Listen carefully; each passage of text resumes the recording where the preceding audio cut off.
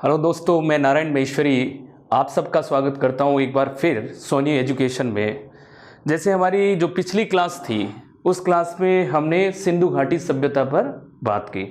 तो सिंधु घाटी सभ्यता में आपने देखा कि हमने बात की कि सिंधु घाटी सभ्यता का विस्तार के बारे में बात की, सिंधु घाटी सभ्यता की थोड़ी सामान्य जानकारी ली जिसमें हम उसकी लिपि के बारे में पढ़ा, विस्तार के बारे में पढ़ा और सिंधु घाटी सभ्यता के खोज के इतिहास के बारे में बात की। मैं यहाँ तक समझता हूँ कि आप लोगों को किसी भी तरह की कोई प्रॉब्लम नहीं है। हमने परीक्षा उपयोगी सारी बातें उस लास्ट वाले वीडियो में की है, लास्ट वाली क्लास में की है। तो आप मेरा जो लास्ट वाला वीडियो है, लास्ट वाली क्लास है, उसको आप क्या करोगे, इस क्लास से अगर आपने नहीं देखी है तो पीछे वाली क्लास को देखिए, उसको समझिए और फिर इस क्लास को जो है आप देखोगे तो बहुत अच्छे से समझ में आएगी। तो मैं रिकमेंडेड क्या करूँगा, नए जो लोग हैं उनको मैं ये रिकमेंडेड करूँगा पीछे वाली क्लास को देखते हुए ही आगे वाली क्लास को देखें, तो और ज़्यादा आपको जो है क्रिस्टल क्लियरिटी सब्जेक्ट में आएगी, विषय में आएगी। तो आज हम बात करेंगे सिंधु घाटी सभ्यता के कुछ और महत्वपूर्ण टॉपिक जो हमारी परीक्षा उपयोगी है। उसमें आज हम बात करेंगे इसके नामकरण की बात करेंगे। तो सिंधु घाटी सभ्यता के नामकरण,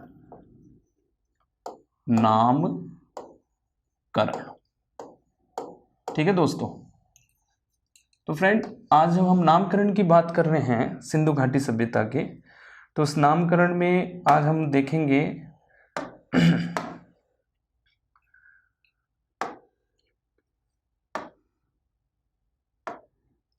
तो नामकरण में जैसे कि हम देखेंगे कि किन किन नामों से सिंधु घाटी सभ्यता जानी जाती है। ठीक है, कौन कौन से नाम हैं जो हमारे सामने आते हैं सिंधु घाटी सभ्यता को लेकर। तो 3 नाम बहुत महत्वपूर्ण हैं और मैं 3 नाम तो बहुत महत्वपूर्ण है। जैसे कि फॉर एग्जांपल सिंधु घाटी सभ्यता को सिंधु घाटी सभ्यता के नाम से जाना जाता है। सिंधु घाटी जो हम सब जानते हैं, सिंधु घाटी सभ्यता।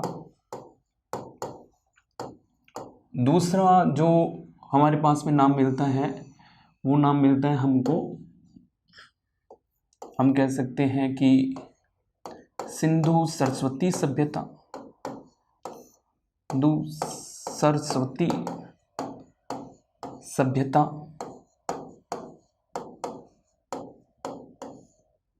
और तीसरा नाम हमारे पास में मिलता है हड़प्पा सभ्यता।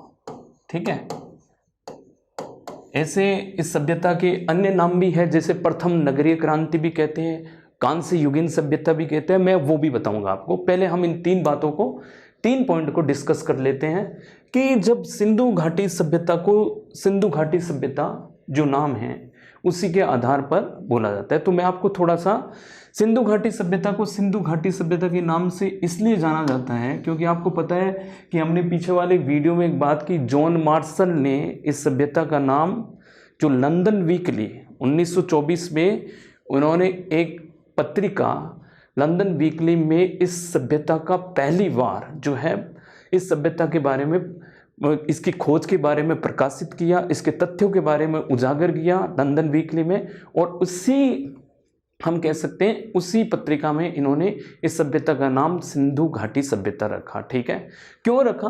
क्योंकि जो प्रारंभिक उत्खनन हुए थे, जितने भी प्रारंभिक उत्खनन हुए वो सिंधु और उसकी आसपास की सहायक नदी, आसपास की नदियों, सिंधु और उसकी सहायक नदियों के किनारे हुए। तो इसलिए इस सभ्यता को क्या कहा गया? सिंधु घाटी सभ्यता कहा गया। ये एक बड़ा सा कारण है कि प्रारंभिक जो जितने भी उत्खनन हुए, समझ रहे हो दोस्तों, कि प्रारंभिक हमारे जितने भी उत्खनन हैं वो कहाँ हुए? वो सिंधु और उसकी आसपास की नदियों के किनारे, आसपास की नदियों के किनारे हुए। तो इसलिए इसको क्या बोला गया कि सिंधु घाटी सभ्यता, सिंधु के आसपास के क्षेत्र में, सिंधु तथा उसकी सहायक नदियों के आसपास के क्षेत्र में,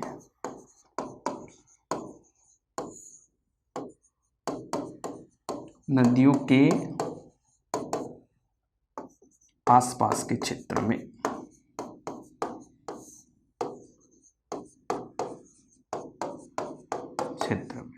ठीक है।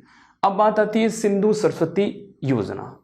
आरंभिक उत्खनन हमने देखा कि सिंधु और उसके आसपास के क्षेत्रों में उत्खनन हुआ, तो इसलिए विद्वानों ने कहा सिंधु घाटी सभ्यता। अब सिंधु सरस्वती सभ्यता, तो कालांतर में धीरे धीरे और उत्खनन हुए, तो ये समझ में आया कि ये सिंधु और उसकी सहायक नदियों तक ही सीमित सभ्यता नहीं, उसका विस्तार इससे भी ज्यादा कहीं और है। ठीक है, तो विद्वानों ने, कुछ इतिहासकारों ने इसका नाम जो है सिंधु सरस्वती सभ्यता रख दिया, क्योंकि आप देखोगे गंगा और सिंधु के बीच में बहने वाली जो नदी है सरस्वती नदी, इस सरस्वती के नदी के बीच में, यानी कि हम कह सकते हैं गंगा और सिंधु के बीच में बहने वाली जो प्राचीन हमारी सरस्वती नदी थी, ये सरस्वती नदी अब तो क्या है, हम कह सकते हैं विलुप्त हो चुकी है। ठीक है, अब इसके जो है हम कह सकते हैं कि प्रवाह क्षेत्र को हम आज भी उत्खनन में इसके प्रवाह क्षेत्र जो है हमारे सामने आते हैं,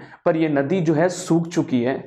और हम कह सकते हैं किसी समय में ये नदी बहती थी और इसके आसपास में जो है सिंधु सभ्यता के लोग आकर बस गए थे।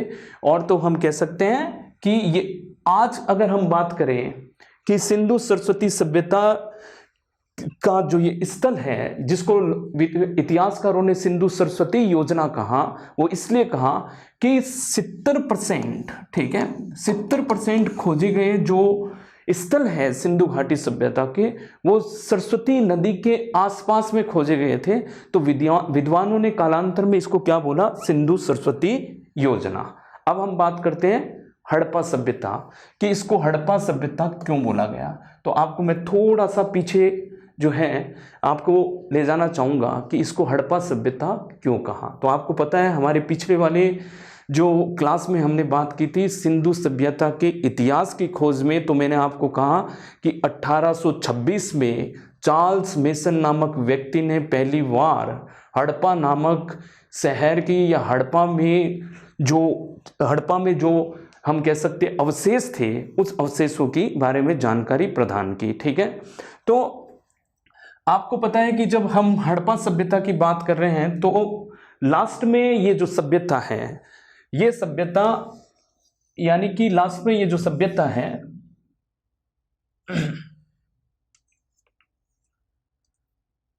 इस हड़प्पा सभ्यता में, तो हड़प्पा सभ्यता में 1921 में जॉन मार्शल क्या थे, जॉन मार्शल भारतीय पुरातत्व विभाग के निर्देशक थे, और उनके नेतृत्व में दयाराम साहनी ने हड़प्पा शहर के उत्खनन का कार्य चालू किया।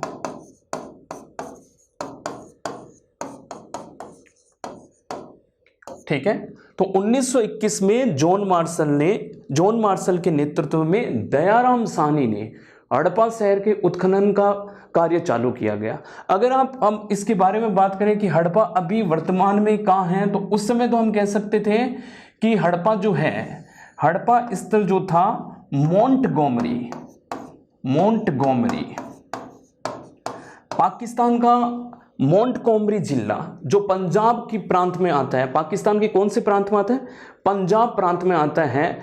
तो वहां पर उसी मोंटगोमरी में जो है हड़प्पा नामक जो है स्थान था, और इसी हड़प्पा पर जो है उत्खनन का कार्य जो दयाराम साहनी ने 1921 में किया, किसके नेतृत्व में, जॉन मार्शल के नेतृत्व में किया, मोंटगोमरी। अब मोंटगोमरी में तो उस समय जो है मोंटगोमरी जिला पड़ जाता, पर आज वर्तमान में ये मोंटगोमरी जिले का नाम क्या है, साहिवाल जिला, क्योंकि कुछ प्रशासनिक सुधार पाकिस्तान में हुए होंगे। प्रशासनिक सुधार होने से इस जो है हम कह सकते हैं जिले का नाम बदलकर अब जो वर्तमान में इसका नाम क्या है, तो इस वर्तमान में इसका नाम है साहिवाल। ठीक है, तो साहिवाल इसका जो है वर्तमान में नाम है, वर्तमान नाम। ठीक है, वर्तमान नाम इसका साहिवाल है, और जो पुराना नाम था वो मोंटगोमरी जिला था। अब दोस्तों आप सुनिए कि 1922 में, ठीक है, 1922 में फिर मैं बात करता हूं कि 1922 में जो है दयाराम यानी कि 1921 में, यानी जॉन मार्शल के नेतृत्व में दयाराम साहनी ने हड़प्पा नामक शहर की खोज की। ठीक है, तो अब हम बात कर सकते हैं कि 1922 में इन्होंने क्या किया। 1922 में राखलदास बनर्जी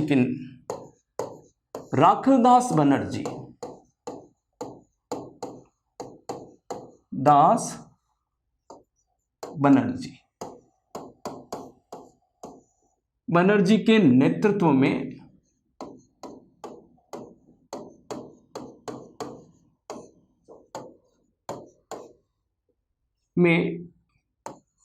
मोहनजोदड़ो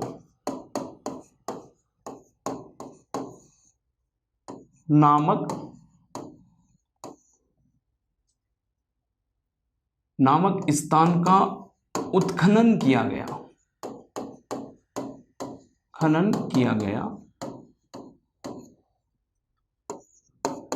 इसका मतलब है दोस्तों कि राखलदास बनर्जी भी किसकी टीम के जो है मतलब व्यक्ति थे, तो हम कह सकते हैं कि राखलदास बनर्जी भी जो है जॉन मार्शल की टीम के यानी कि व्यक्ति थे, ये इतिहासकार थे। तो इन्होंने क्या किया, जॉन मार्शल ने जो है इनको जो है बेसिकली मोहनजोदड़ो नामक शहर में जो है मोहनजोदड़ो नामक स्थान पर जो है, यानी कि हम कह सकते हैं कि मोहनजोदड़ो नामक स्थान की खोज करने के लिए नहीं भेजा था। यहां पर इनको एक कुषाण कालीन जो है यानी स्तूप को जो है खोजने का कार्य कर रहे थे। तो मोहनजोदड़ो के आसपास में ये क्या कर रहे थे, कुषाण कालीन एक जो है पाषाण स्तूप था, तो उसको जो है ये खोज रहे थे। तो उसको खोजते खोजते तो जब गहराई तक अंदर जब खोज कर रहे थे, जब इसको खोज रहे थे तो थोड़ा सा गहरा खोदने लग गए तो इनको किसी जो है बड़े शहर के अवशेष प्राप्त हुए। तो हम कह सकते वो शहर कौन सा था, मोहनजोदड़ो। ठीक है, तो वो शहर कौन सा था, मोहनजोदड़ो। तो मोहनजोदड़ो कहाँ है, तो मोहनजोदड़ो आप कह सकते हो कि अभी जो है पाकिस्तान के सिंध प्रांत के, यानी पाकिस्तान का जो सिंध प्रांत है, ठीक है, उस सिंध प्रांत में, ठीक है, सिंध प्रांत के लरकाना जिले में पड़ता है। ठीक है, तो लरकाना जिले का हिस्सा है मोहनजोदड़ो, सिंध प्रांत के कौन से, लरकाना जिले का हिस्सा है। ठीक है, अब हम बात करते हैं कि फॉर एग्जांपल कि मोहनजोदड़ो की जब हम बात की कि मोहनजोदड़ो में जो है सिंध प्रांत में लरकाना जिले में जो है राखलदास बनर्जी के नेतृत्व में खोज की गई। ठीक है, फिर मैं आपको पहले भी बता चुका हूं कि 1924 में 1924 में जॉन मार्शल ने एक पत्रिका जिसका नाम है लंदन वीकली, ठीक है, लंदन वीकली में इन्होंने हड़प्पा सभ्यता के बारे में पहली बार अपने जो जितने भी खोज थी उसको प्रकाशित किया गया और इस सभ्यता का नाम वहां पर सिंधु घाटी सभ्यता रखा। ठीक है, तो आज मैंने आपको बताया कि सिंधु घाटी सभ्यता, पर अब इसको हड़प्पा सभ्यता क्यों कहा गया, तो पुरातत्व जो विभाग है उसका एक हम कह सकते हैं रीति रिवाज है और उसके एक अपनी जो है हम कह सकते हैं कि एक तरह का अपना रिवाज है जिसमें वो किसी भी सभ्यता के खोजे गए प्रथम, ठीक है, शहर के नाम पर वो उस सभ्यता का नाम दे देता है। तो ऐसे ही सिंधु घाटी सभ्यता में जो प्रथम शहर खोजा गया था वो हड़प्पा खोजा गया था। इसी के कारण इस सभ्यता का नाम क्या पड़ा, हड़प्पा सभ्यता पड़ा। देखो हड़प्पा अगर बोल दे स्थल तो कंफ्यूज होने की जरूरत नहीं है दोस्तों। हड़प्पा अगर स्थल बोल दे तो हड़प्पा सिर्फ शहर से है, और कोई बोले हड़प्पा सभ्यता तो हड़प्पा सभ्यता में तो आप समझो कि लोथल भी आएगा, कालीबंगा भी आएगा, मोहनजोदड़ो भी आएगा, चनहुदड़ो भी आएगा, रोपड़ भी आएगा, बनावली भी आएगा, सारे शहर आएंगे हड़प्पा सभ्यता बोल दे। और सिर्फ हड़प्पा बोले तो इसमें कोई कंफ्यूज नहीं होना है। हड़प्पा जो है एक शहर का नाम जो पहली बार जिस शहर का उत्खनन किया गया और उसी जो है शहर के नाम पर इस सभ्यता का नाम पड़ा, और इसको अब जो है वर्तमान में इसको हड़प्पा सभ्यता कहने लग गए हैं। तो मेरे हिसाब से दोस्तों ये पॉइंट आपके क्लियर है। अब हम बात करते हैं दूसरे पॉइंट। दूसरी हम बात करते हैं कि इस सभ्यता के बारे में जो इम्पोर्टेंट बिंदु है उनके बारे में भी हम बात कर लेते हैं। जैसे हमारा इस सभ्यता के, जैसे बात करें कि इस सभ्यता के निर्माता कौन थे, ठीक है। तो इस सभ्यता के निर्माता कौन थे, कौन ऐसे व्यक्ति थे जिन्होंने इस सभ्यता का निर्माण किया, ठीक है, कौन ऐसे लोग थे। जैसे आज हम बात करते हैं हमारे घर के बारे में, तो जब हम अपने घर के बारे में या घर के इतिहास के बारे में जानकारी लेते हैं तो हम ये पूछते हैं और हमारे अंदर एक स्वाभाविक जो है एक सवाल रहता है। वो स्वाभाविक सवाल ये है कि हमारा घर किसने बनाया, ठीक है, तो या हमारा गांव किसने बनाया या हमारा घर किसने बसाया। तो आपके घर वाले जो भी इसका आंसर होते हैं, जो भी अतीत में जाकर आपको आंसर देते हैं कि आपके दादाजी ने बनाया, आपके परदादाजी ने बनाया, ऐसे ही जो है इस सिंधु घाटी सभ्यता के कौन थे वो लोग जो इस सभ्यता के निर्माता थे, ठीक है।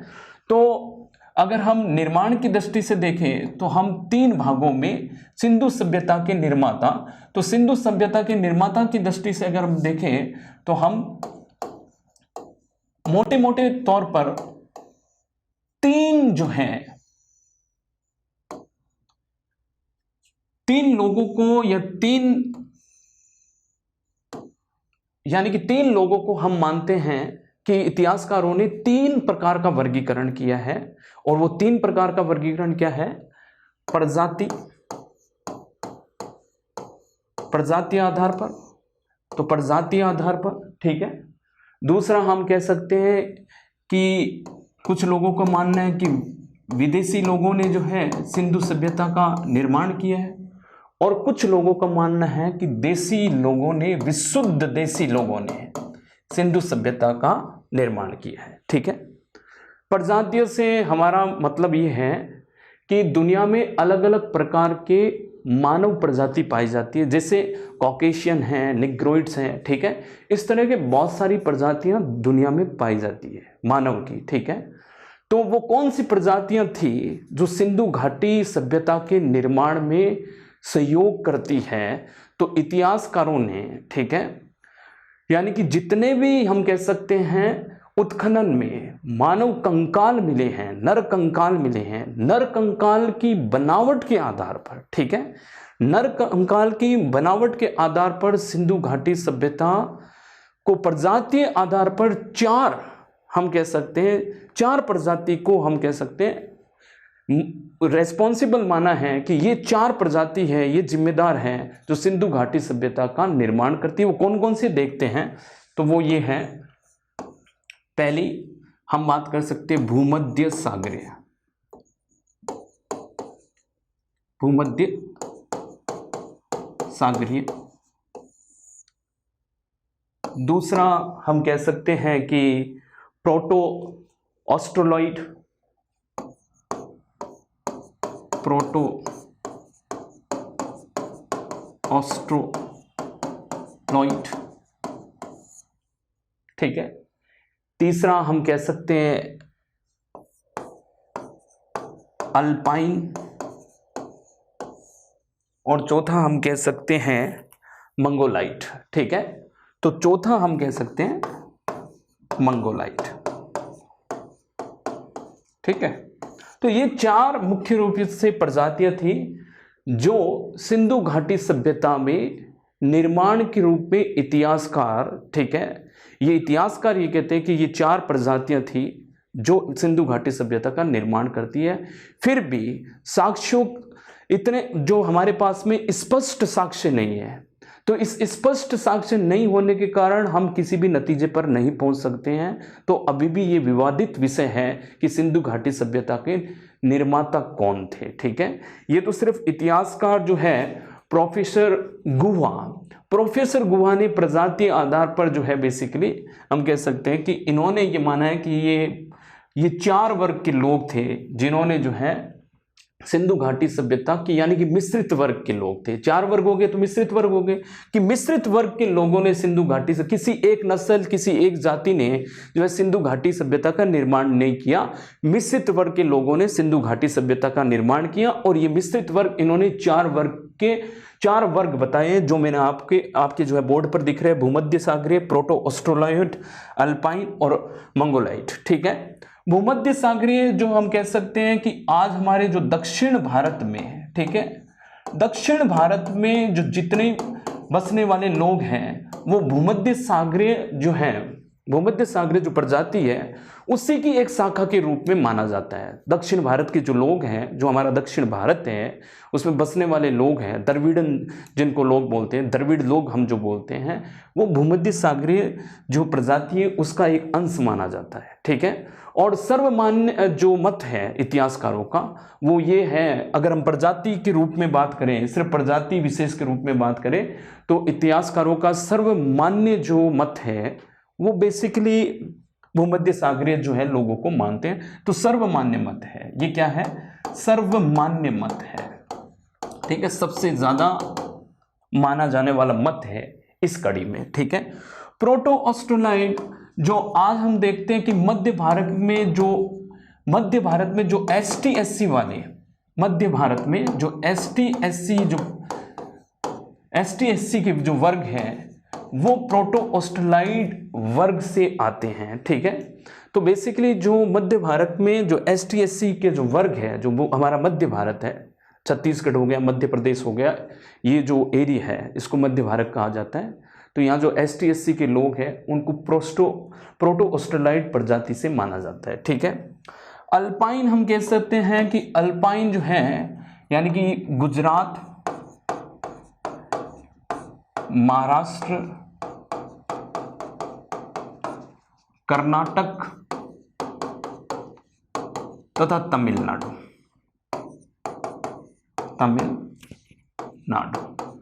तो तमिलनाडु, गुजरात, महाराष्ट्र, कर्नाटक तथा तमिलनाडु, तो इनमें जो आज ये माना जाता है कि यहाँ पर जो लोग हैं वो कौन सी प्रजाति से आते हैं, अल्पाइन प्रजाति के लोग वहाँ मिलते हैं। और मंगोलाइट जो लोग हैं, ठीक है, ये मंगोलाइट लोग जो है हमारे जो है हम कह सकते हैं कि हिमालय प्रदेशों में सिक्किम और जो है असम और सिक्किम का जो क्षेत्र है वहाँ पर मिलते हैं। ठीक है, भारत और म्यांमार की जो सीमा क्षेत्र है वहाँ पर मिलते हैं और हिमालय जो प्रदेश है वहाँ पर मिलते हैं। तो हम कह सकते हैं कि भारत, म्यांमार सीमा क्षेत्र में असम तथा सिक्किम के क्षेत्र में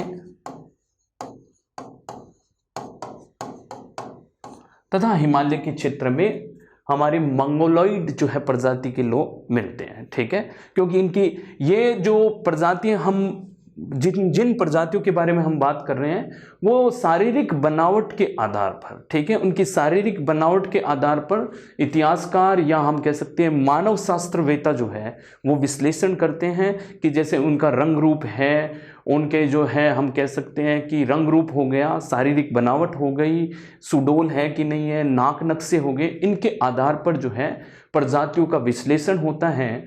तो इन प्रजातियों के विश्लेषण पर हमने पाया, इतिहासकारों ने पाया कि ये मिश्रित लोगों ने, ऐसा नहीं है। तो सबसे ज़्यादा नर कंकाल जो हमें उत्खनन में मिलते हैं, ठीक है, वो मिलते हैं यानी कि सिंधु घाटी सभ्यता में जितना भी उत्खनन हुआ है, ठीक है, और जो नर कंकाल जिस प्रजाति के मिलते हैं वो हम कह सकते हैं भूमध्य सागरीय प्रजाति के मिलते हैं, यानी कि इस प्रजाति के लोग मिलते हैं। तो इसलिए इतिहासकारों ने क्या कहा कि भूमध्य सागरीय है। पर ऐसा सर्वमान्य मत है, पर ऐसा स्पष्ट नहीं है, अभी भी हमारे पास में स्पष्ट साक्ष्य नहीं है। ठीक है, अब हम बात करते हैं, कुछ लोगों ने कहा कि ये जो है विदेशी लोग हैं। तो विदेशी लोग हैं तो कौन कौन से इतिहासकारों ने जो है इसको विदेशी जो है बताया कि विदेशी लोग इसके निर्माता है, सिंधु घाटी सभ्यता के निर्माता कौन है, विदेशी लोग हैं। तो कौन से इतिहासकार थे जिन्होंने जो है सिंधु घाटी सभ्यता को यानी कि विदेशी लोगों के द्वारा जो है इस सभ्यता का निर्माण किया है? तो ऐसे कौन से इतिहासकार थे जो इसके पक्ष में मत देते हैं या अपना मत रखते हैं? तो विदेशी कहने का मतलब है कि विदेशी यहां से कहने का मतलब है कि सिंधु से पूर्ववर्ती, या विश्व में अधिकतर जो हम कहते हैं मान्य मत यह है कि विश्व की सबसे प्राचीन जो सभ्यता है वो मेसोपोटामियम की सभ्यता है। मेसोपोटामिया की जो सभ्यता है वो प्राचीन सभ्यता या हड़प्पा से पूर्ववर्ती सभ्यता मानी जाती है। ठीक है, तो कुछ इतिहासकार हैं जिसमें जो है गॉर्डन चाइल्ड,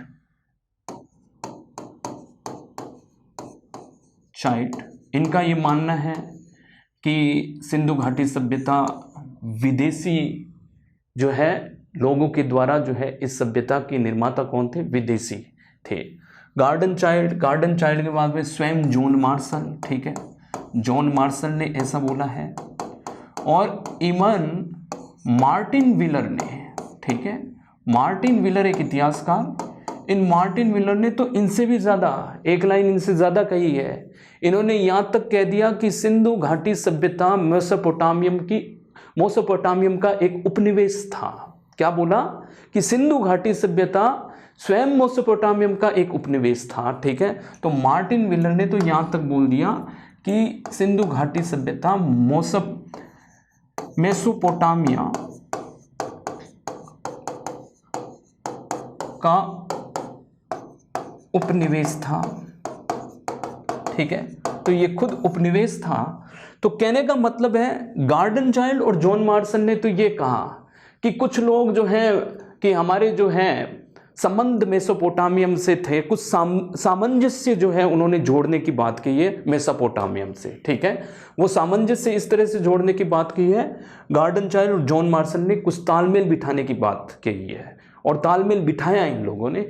इनका ये मानना था कि कोई व्यक्ति जो है मेसोपोटामियम जो है, यहाँ से कुछ लोग मेसोपोटामियम गए और मेसोपोटामियम की सभ्यता को देखकर वहाँ की कुछ चीज़ें जो हैं, वहाँ की कुछ यानी कि कुछ अच्छी चीज़ें, ठीक है, और कुछ जो हम कह सकते हैं कि कुछ यूनिक चीज़ें वहाँ से लेकर और जो है सिंधु घाटी सभ्यता में वो चीज़ें सिंधु घाटी सभ्यता में लागू कर दी, वैसी की वैसी। ठीक है, तो उनका कहने का मतलब जैसे मैं कहीं घूमने गया, ठीक है, मैं घूम के आया, मुझे अच्छी चीज़ लगी, बाहर गया मैं और मुझे अच्छी चीज़ लगी और मैं ये चाहता हूँ मैं वो भारत में भी लागू करूँ। ऐसे ही इनका ये मानना था कि कुछ यहाँ के लोग वहाँ गए और वहाँ की अच्छी चीज़ें जो है सिंधु घाटी सभ्यता में कि यों की यों लागू कर दी गई। ये गॉर्डन चाइल्ड और जॉन मार्शल का कहना है। ठीक है, और ये मार्टिन विलर का तो इससे भी आगे कह दिया कि मेसोपोटामिया का उपनिवेश था, यानी कि मेसोपोटामियम के लोग भारत में आए, ठीक है, और उन्होंने जो है बेसिकली यानी कि इन्होंने ही जो है सिंधु सभ्यता का निर्माण किया, सिंधु सभ्यता का उत्तरोत्तर विकास इन्होंने किया। ठीक है, तो ये इसलिए कहा क्योंकि अब इनमें कुछ समानता, मैंने कहा ना, सामंजस्य और तालमेल बिठाने की कोशिश की। तो आओ देखते हैं मेसोपोटामियम और हड़प्पा में क्या आपस में जो है समानता है, तालमेल है, सामंजस्य है। तो अगर मैं बात करूं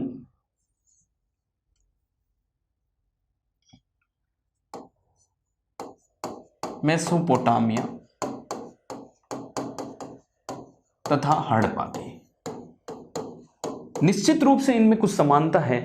जैसे मेसोपोटामियम की बात करें तो मेसोपोटामियम एक शहरी या नगरीय सभ्यता थी, नगरीय सभ्यता।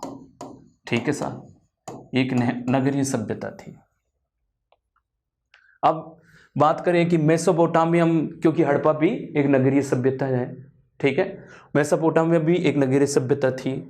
जब हम बात करें कि ये मेसोपोटामिया भी कांस्य युगीन सभ्यता थी, कांस्य युगीन सभ्यता थी, तो हड़प्पा भी कांस्य युगीन सभ्यता थी। मैंने आपको चार्ट में बताया था, पिछली क्लास में जाओ और आप देखो कि वो कांस्य युगीन सभ्यता थी। ठीक है, अगर हम बात करेंगे कि मेसोपोटामिया में भी दुर्ग बने हुए थे, तो हड़प्पा सभ्यता में भी दुर्ग बने हुए थे। ठीक है, अगर हम बात करें कि हम समानता की बात कर रहे हैं कि मेसोपोटामियम में अगर हम बात करें कि दुर्ग की, तो वहाँ हड़प्पा में भी दुर्ग बने हुए थे। इधर बर्तन जो थे वो चाक निर्मित थे, चाक निर्मित, तो उधर भी हम कह सकते हैं हड़प्पा सभ्यता में भी चाक निर्मित बर्तन थे। ठीक है, यहाँ जो है कुबड़ वाले सांड को, या कुबड़ वाले बेल को महत्व दिया जाता था, तो हड़प्पा में भी कुबड़ वाले बेल को महत्व दिया जाता था। ठीक है, तो ये कुछ यहाँ यानी कि एक और चीज, ईंट, यहाँ जो आवास बने हुए थे वो ईंटों के बने हुए थे। ठीक है, तो हड़प्पा में भी ईंटों के बने हुए थे। साहब ये तो आपने समानता बता दी, पर अब जो आधुनिक इतिहासकार हुए, ठीक है, उन्होंने कहा आपने तो एक एंगल देख लिया, ठीक है, एक एंगल में आपको समानता दिख रही है, पर इसकी असमानता के बारे में कौन बात करेगा? खाली इतनी समानता के पक्ष पर आपने समानता देख ली और समानता के आधार पर हम ये कह दें सिर्फ कि सिंधु घाटी सभ्यता के निर्माता जो थे वो मेसोपोटामियम के लोग थे, या मेसोपोटामियम से ही सिंधु घाटी सभ्यता जो है फली फूली और उसका विकास हुआ। तो ऐसा नहीं है। आधुनिक इतिहासकार जो मॉडर्न हिस्टोरियंस हैं उन्होंने ये इस जो है हम कह सकते हैं कि मत को जाए खंडन किया। तो उन्होंने बोला कि अब हम असमानता बताते हैं कि आपने कहा कि नगरीय सभ्यता, ठीक है, हमने मान लिया नगरीय सभ्यता, हड़प्पा भी एक नगरीय सभ्यता थी, पर इसमें अंतर था कि किस तरह का नगरीकरण हुआ है। ठीक है, तो नगरीकरण में असमानता थी कि इसके नगरीकरण में बिल्कुल असमानता थी। ठीक है, नगरीय थी पर नगरीकरण में असमान थे। टाउन प्लानिंग में जो है डिफरेंस था इनके, समझ रहे हो। कांस्य युगीन सभ्यता, तो ये कह रहे हैं कांस्य युगीन सभ्यता तो नील की सभ्यता भी इससे भी जो है हम कह सकते हैं कि पूर्ववर्ती थी, यानी कि मेसोपोटामियम के आसपास की और सिंधु सभ्यता के आसपास की वो भी कांस्य युगीन सभ्यता थी। ठीक है, तो इसके आधार पर हम ये नहीं कह सकते हैं कि नील के लोग, इसके आधार पर तो जो हम कह सकते मिस्र की सभ्यता के लोगों ने जो है यानी कि भारत की ये सिंधु घाटी सभ्यता का निर्माण किया है, तो इसका भी इन्होंने खंडन कर दिया, इस मत का भी।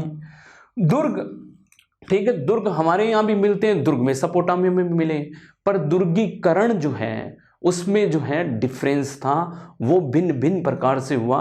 तो दुर्गीकरण में डिफरेंस है, उसमें भेद है, बहुत सारा भेद है। चाक निर्मित बर्तन, तो चाक निर्मित बर्तन का कहने का मतलब है कि उस काल में जो है यानी कि चाक निर्मित बर्तन ही, चाक से ही बर्तन बनाए जाते थे। ठीक है, और तो इसलिए जो है चाक निर्मित बर्तन को भी हम जो है एक साक्ष्य के रूप में मान नहीं सकते हैं।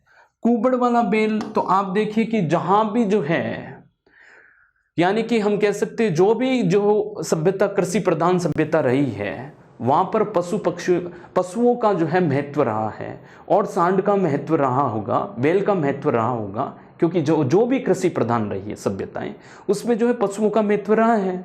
तो इसी साक्ष्य पर हम इसको जो है इसके निर्माता का रूप जो है हम इसको नहीं दे सकते हैं। ठीक है, अगर हम बात करेंगे ईंटों की, तो ईंटों की बात करें तो सिंधु घाटी सभ्यता में, इवन मेसोपोटामियम में तो कच्ची ईंटों का ज़्यादा इस्तेमाल होता था। ठीक है, और यानी कि हम कह सकते हैं यहाँ पर तो ईंटों का इस्तेमाल यहाँ पर भी होता था, पर कच्ची कम पक्की ईंटों का इस्तेमाल ज़्यादा होता था।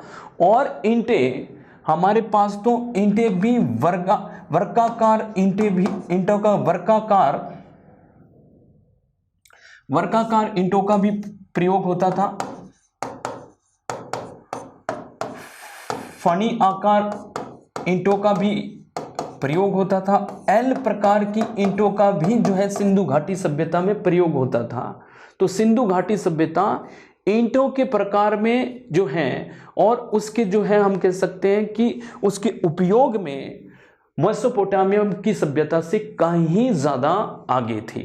अब जो मैं आपको बहुत बेसिक अंतर बता रहा हूँ इस सभ्यता में और उस सभ्यता में, वो ये अंतर है मेसोपोटामियम और हड़प्पा की सभ्यता में। एक बहुत बड़ा अंतर दोस्तों ये है कि मेसोपोटामियम की सभ्यता में मंदिर मिले हैं। क्या मिले हैं? मंदिर मिले हैं। ठीक है, मेसोपोटामियम की सभ्यता में मंदिर मिले हैं, हड़प्पा सभ्यता में किसी भी प्रकार का मंदिर नहीं मिला है।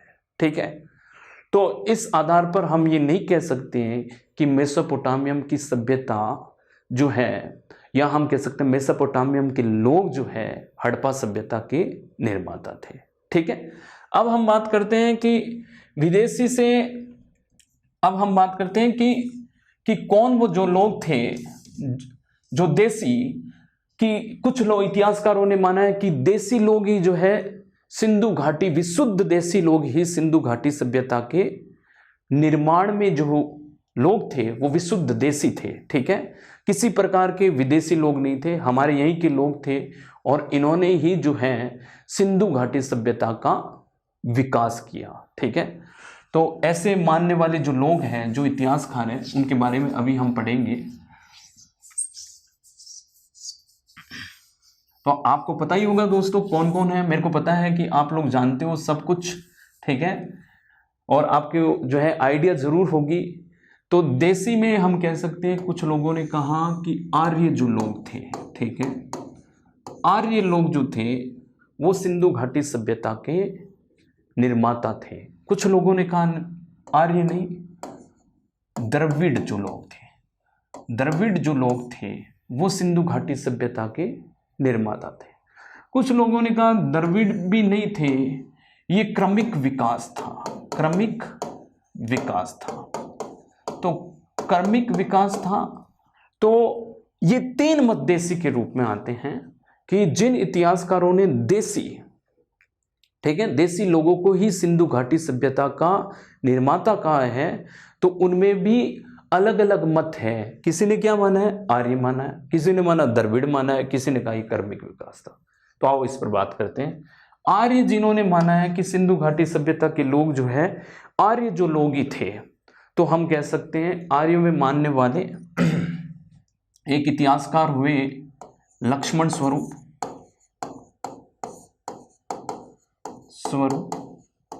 ठीक है, और एक इतिहासकार लक्ष्मण स्वरूप हुए, तो एक इतिहासकार हुए रामचंद्र,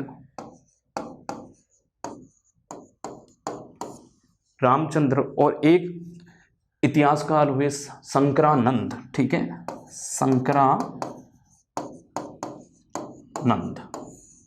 ठीक है, इनका ये मानना था कि सिंधु घाटी सभ्यता के जो निर्माता थे वो कौन थे, आर्य लोग थे। क्यों थे, इनका ये मानना था कि इन्होंने लोकेशन के आधार पर ये माना है, भौगोलिक जो है स्थिति के आधार पर इन्होंने माना है कि जब आप देखोगे कि वैदिक काल में, जो हम जब वैदिक काल पढ़ेंगे तो वैदिक काल में जो आर्य थे वो कहाँ रहते थे, सप्त सिंधु प्रदेश में, पंजाब और उस प्रांत के आसपास में रहते थे। ठीक है, तो अगर हम मान ले सपोज इन इतिहासकार, यानी कि हम किसी एक टाइम तक मान लेते हैं कि सिंधु सभ्यता की पूर्ववर्ती जो सभ्यता वो वैदिक सभ्यता थी, इन इतिहासकारों के अनुसार मान लीजिए। ठीक है, तो और हम ये कह दें कि भाई वैदिक सभ्यता ग्रामीण सभ्यता थी और धीरे धीरे ग्रामीण सभ्यता से सिंधु घाटी सभ्यता एक शहरी सभ्यता के रूप में विकसित हुई। तो इस बात का इस आधार पर खंडन किया जा सकता है आसानी से कि जो वैदिक सभ्यता में रक्षा कवच मिलते हैं, ढाल मिलती, कृपाल मिलते हैं, वो सिंधु घाटी सभ्यता में क्यों नहीं मिलते हैं। ठीक है, दूसरा बड़ा कारण ये है कि सिंधु घाटी सभ्यता में लोहे का जो है अभी तक अवशेष हमें कहीं से नहीं मिला। ठीक है, पर वैदिक सभ्यता, यदि वैदिक सभ्यता इसकी पूर्ववर्ती सभ्यता रही होगी इन इतिहासकारों के अनुसार, तो लोहा भी सिंधु घाटी सभ्यता में मिलना चाहिए। तो सिंधु घाटी सभ्यता में लोहे के भी अवशेष नहीं मिले। तो इस आधार पर जो है, और बहुत सारी बातें हैं जो हम वैदिक सभ्यता में जब हम पढ़ेंगे तो मैं बात करूंगा, और बहुत सारे जो हम कह सकते हैं साक्ष्य हैं जिनके आधार पर, दो तीन बातें मैंने आपसे की है, तो बहुत सारे साक्ष्य हैं जिनके आधार पर हम ये कह सकते हैं दोस्तों कि सिंधु घाटी सभ्यता को जो है आर्य लोग जो इसके निर्माता थे, तो वो स्पष्ट रूप से हम नहीं कह सकते। फिर भी एग्जाम में आप ध्यान रखना, लक्ष्मण स्वरूप, रामचंद्र और संक्रानंद जैसे इतिहासकारों ने जो है बेसिकली इसको क्या माना है, आर्य लोगों के द्वारा निर्मित सभ्यता माना है। ठीक है, एक पुसालकर जो है, हम कह सकते विदेशी इतिहासकार पुसालकर, उन्होंने भी जो है इस सभ्यता को क्या माना है, इस सभ्यता को आर्य निर्माता माना है। द्रविड़ में हम कह सकते हैं कि दो इतिहासकार, राखल दास बनर्जी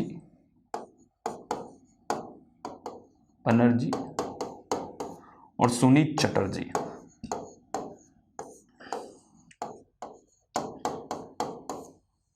एकदम आसानी से आपको जो है समझ में आएगी। लोड लेकर अपने को कोई काम नहीं करना है। जहाँ नहीं समझ में आए वीडियो को पॉज करो, ठीक है, और जो है और फिर उसको देखो, समझो, और आप अपने पास में एक नोट कॉपी ज़रूर रखिए, ठीक है। उस नोट कॉपी में नोट डाउन करते रहिए, एक एक बात को नोट डाउन करते रहिए। मैं समझता हूँ कि अब तक मेरा पढ़ा हुआ आपके समझ में आ रहा है, और अपना ये कोशिश रहेगी कि ज़्यादा से ज़्यादा हमारे जो है सवाल सही हो, ठीक है। तो आप देख रहे हो कि द्रविड़ जो है, द्रविड़ लोगों के द्वारा ऐसा माना गया कि इस सभ्यता का निर्माण हुआ है। तो ऐसे कौन थे? तो ऐसे दो इतिहासकार का नाम आता है, राखलदास बनर्जी और सुनीत चटर्जी, ठीक है। तो ये बंगाली ब्रदर्स थे। इन बंगाली ब्रदर्स ने ये बोला है कि इस सभ्यता के निर्माता, किस आधार पर बोला है? तो मैंने आपको इससे पहले बताया था कि जितने भी उत्खनन में कंकाल मिले हैं अब तक, ठीक है फ्रेंड्स, उन कंकाल में सबसे ज़्यादा कंकाल किसके मिले हैं? भूमध्य सागरीय प्रजाति के लोगों को मिले हैं। भूमध्य सागरीय प्रजाति जो है वो हम कह सकते हैं इस प्रजाति का एक अंश जो है दक्षिण भारत में रहता है। दक्षिण भारत में जितने भी द्रविड़ लोग हैं, ठीक है, वो क्या है, शारीरिक बनावट के आधार पर, ठीक है, थोड़े सांवले से हैं और जो है सुडौल शरीर है उनका। तो इसी जो है शारीरिक बनावट के आधार पर जो है द्रविड़ लोग जो है भूमध्य सागरीय प्रजाति का एक अंश है। तो इसी आधार पर इन्होंने क्या बोला है कि द्रविड़ लोग जो थे वो बेसिकली क्या थे कि द्रविड़ लोग इस सभ्यता के निर्माता है। इनका ये मानना था कि द्रविड़ लोग जो थे वो भारत के पहले किसी काल में जो है उत्तर पश्चिम सीमांत प्रांत में रहते थे। उस समय जो है आर्यों का भारत पर आक्रमण हुआ। तो ये जो है यानी कि कहने का मतलब है ये द्रविड़ लोग शांति प्रिय लोग थे। इसमें कोई दो राय नहीं है कि द्रविड़ सभ्यता भी बहुत पुरानी सभ्यता है, ठीक है, और ये भी जो है बहुत पुरानी सभ्यता है। पर इनका ये मानना है कि एक कहानी के पीछे कि ये द्रविड़ लोग उत्तर पश्चिम सीमांत प्रांत पे रहते थे, बाहर से लोगों का आक्रमण हुआ तो वो यहाँ से जो है यानी कि ये द्रविड़न लोग जो है उत्तर पश्चिम सीमांत प्रांत को छोड़कर, क्योंकि शांति प्रिय लोग थे, ये नीचे आकर बसने लगे, ठीक है। और कहीं ना कहीं ऐसा माना जाता है कि सिंधु घाटी सभ्यता की जो लिपि है, ठीक है, जो भाव चित्रात्मक लिपि है, वो कहीं ना कहीं देखने से द्रविड़ जो लिपि है यानी हमारी दक्षिण भारत की जो लिपि है वो भी एक जैसी लगती है, ठीक है। तो पर ऐसा एक जैसी दिखना, ठीक है, एक जैसी लिपि दिखने के आधार पर तो हम ये नहीं कह सकते हैं कि ये जो है द्रविड़ जो लोग हैं वो ही इस सभ्यता के निर्माता थे। बिल्कुल नहीं कह सकते। क्यों नहीं कह सकते? इसका एक कारण ये है कि जब हम बात करते हैं कि सिंधु घाटी सभ्यता की लिपि को अभी तक पढ़ा नहीं गया है, यानी अपाठ्य है, वो अब तक अपाठ्य है, और दक्षिण भारत की लिपि सुपाठ्य है। कोई चीज दूर से देखने पर एक जैसी दिख सकती है पर वो बहुत अंतर रख सकती है अपने आप में, ठीक है। तो खाली देखने के आधार पर, समानता होने के आधार पर अगर हम ये कह दें कि सिंधु घाटी सभ्यता के निर्माता द्रविडियन लोग थे, तब भी हम कह नहीं सकते हैं। अब बात करते हैं क्रमिक विकास की। तो कुछ लोगों का ये मानना है कि सिंधु घाटी सभ्यता के जो लोग थे यानी कि वहाँ पर ही कुछ लोग थे, वहाँ के लोगों ने जो उत्तरोत्तर विकास करते गए और विकास से ही जो है इस पूरी सभ्यता का निर्माण किया। यानी कि वहाँ पर कुछ लोग थे, यानी वहाँ के जो लोग थे उस समय, उन लोगों ने धीरे धीरे पशुपालन, वो पशुपालक थे, वहाँ के लोग पशुपालक थे, पशुपालक के रूप में वो कार्य कर रहे थे। फिर कृषि का जो है यानी अपनी बुद्धि से, अपने विवेक से और अपनी जो है सृजनात्मक जो हम कह सकते हैं कि स्किल से, सृजनात्मक स्किल से इन लोगों ने जो है अपनी आवश्यकता के अनुसार जो है उत्तरोत्तर विकास करते गए। जैसे कि पशुपालक थे तो कृषि का कार्य करने लग गए, ठीक है, कृषि का कार्य करने लग गए तो इनके जीवन में स्थायित्व आ गया था, ठीक है। जीवन में जब स्थायित्व आ गया, यानी कि यदि मैं कह दूं कि मेरे को जो है मेरे परिवार में यानी महीने के जो है 100 किलो गेहूं चाहिए, ठीक है, जरूरत के आधार पर, अब मैं 500 किलो गेहूं या 500 किलो अनाज जो है उगाने लग गया, तो ये साधारणतः बात है, जो 400 किलो है वो मैं क्या करूँगा, बाजार में बेचूंगा। ठीक है, तो इससे क्या हुआ कि अधिक पैदावार होने से कृषि से जीवन में स्थायित्व आया, अधिक पैदावार होने लगी, अधिक पैदावार होने से वाणिज्य और हम कह सकते व्यापार का विकास हुआ। वाणिज्य व्यापार के विकास के रूप में ये जो शहर थे, ये जो गांव थे, वो शहरों में और कस्बों में बदलने लग गए, और शहरों और कस्बों में बदलने लग गए तो आसपास के लोग, इधर उधर के लोग यहाँ पर जो है आने लग गए थे, क्योंकि ये व्यापार और वाणिज्य का बड़ा केंद्र के रूप में साबित होने लग गए थे। जब ये व्यापार और वाणिज्य के केंद्र के रूप में साबित होने लगे तो संभवतः ये सारी जो प्रजातियां हमने पढ़ी है, ये सारी प्रजातियां यहाँ पर अपना जो है भविष्य तलाशने के लिए आ गए होंगे। तो आज की जो मैं क्लास को यही समाप्त करता हूँ दोस्तों। ठीक है, और हमने जब बात की तो मैं आपको बता सकता हूं कि आज के जो क्लास में हमने जो दो जो है मूलतः टॉपिक के बारे में बात की कि इनका नामकरण के संदर्भ में हमने बात की। दूसरा हमने जो है सिंधु घाटी सभ्यता के निर्माण में जो व्यक्ति थे और अलग अलग इतिहासकारों के पक्ष के रूप में बात की, और विपक्ष के रूप में हमने जो है बात, विपक्ष का भी हमने मत रखा, पक्ष का भी हमने मत रखा, और हम ये कह सकते हैं कि सिंधु घाटी सभ्यता प्रजातीय आधार पर संभवतः ये सर्वमान्य मत है कि भूमध्य सागरीय जो है लोग थे, प्रजाति थे, उन लोगों ने जो है इस सभ्यता का निर्माण करवाया। पर अभी भी ये स्पष्ट नहीं है, अभी भी ये विवादित विषय है, क्योंकि इसकी साक्ष्य हमारे पास में जो है वो कम है, जिसके आधार पर हम ये जो है पुष्टि कर दें 100% कि यही लोग थे, तो ऐसा भी नहीं है। तो अभी ये विवादित विषय हैं। आगे की क्लास में हम सिंधु घाटी सभ्यता के रिलेटेड जो एग्जाम उपयोगी टॉपिक है उसके बारे में बात करेंगे।